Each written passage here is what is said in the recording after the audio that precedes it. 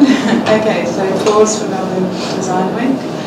This was back in 2019, and the theme for Melbourne Design Week at the time was design experiments.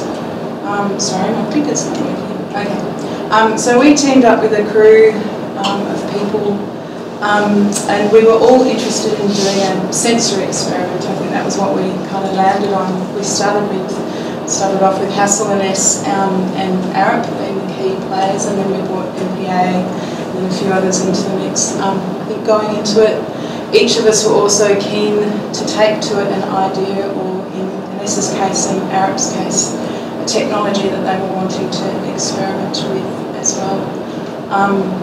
So I skipped one. So our kind of position on the whole thing was that we mediate the world through and share our experiences through our phone, and on one hand it sort of connects us and makes our experiences richer, but on the other hand the sort of constant need to validate experiences and share them online impacts our ability to be entirely present in the moment. So that was sort of our proposition for Melbourne Design Week. The proposition. So we wanted to do what was a physical installation and an immersive experience that connects with all the senses. So the objective was to create a sensory event that allowed participants to experience it entirely on their own. So it was 5 minutes to themselves that could not be shared online. So we actually took away people's phones before they walked in. And to that end, it's kind of a tricky project to communicate, because we took the position that we would never ever record in its entirety what happened inside the bubble. And therefore left everyone to have their own kind of experience of it. And it was sort of quite interesting because everyone enjoyed it in different ways when they came out. We used testing grounds. I think in the name of testing grounds it was quite apt for what we were trying to do, and it was a space where you can test ideas. It was sort of in that sort of precinct of the MGV. It was quite close, but also importantly it was a secure site because we had a whole lot of technology inside this bubble, and also it had this grid that we could tie a great big inflatable down to. So we were just given this sort of 6x6 module. So the whole kind of design of the bubble itself, there are a number of different components to it. The grey box, we talked a lot about the testing grounds being this sort of gritty, urban, kind of noisy space. That the grey box, the portal as we called it, was this moment that disconnected you from the exterior and from testing grounds. It was about 3 steps, and then you entered what was this sort of white, immersive bubble space. It also acted obviously as an airlock because we had to kind of reconcile. There was a great big pump through that hole that kept the bubble afloat, and also it housed all the technology. The whole experience was triggered when you opened the door, so that black portal was silent and it was totally black. You opened the door and then when you're inside. So that was one of the key components, obviously the plinth as well. This is a video which I can't get to work in PDF, but anyway, this is on St Kilda Road. So Ines had worked with a company called 3D Inflate, and they'd done a number of sort of installations for big festivals overseas, where they did big inflatable structures and projected onto them and all those sorts of things. But what we wanted to do, we were really interested in that the visual aspect, we really wanted to try as cheaply as possible, because it was Melbourne Design Week, to create sort of a nothing space, and there was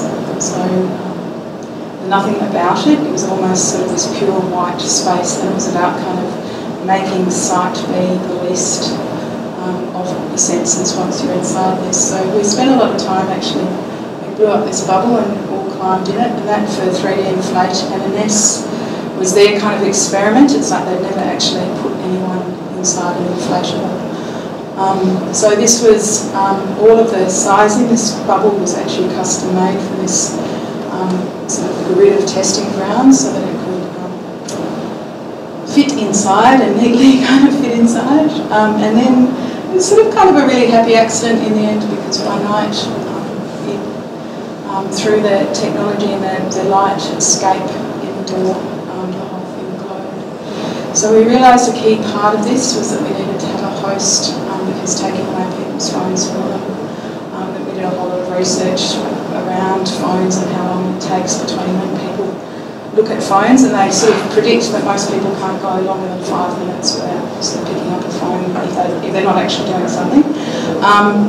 So we made this installation be sort of 5 minutes long, so it was just, hopefully, at that sort of tipping point, we introduced a host, and their sole purpose was to firstly guide people through.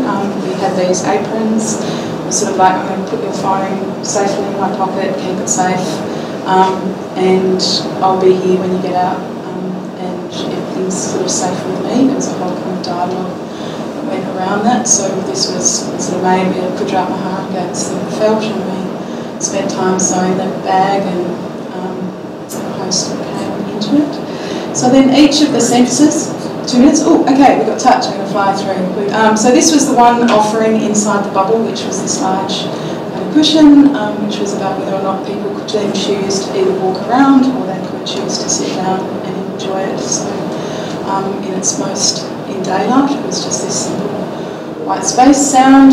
We came up with the idea just because we needed something that kind of connected that experience together of what it would feel like to be inside a raindrop falling through the air. So that was Arup's kind of thing. It was sort of the how, and I think it came from the bubble itself, in the form of the bubble. So there was a soundscape that, and a smellscape. Again, it was about rain and what might not rain smell like, but that sort of pure water that comes through the air. I guess it was a slightly different thing. So we tested all these different smells. These came from a company or a place in Singapore.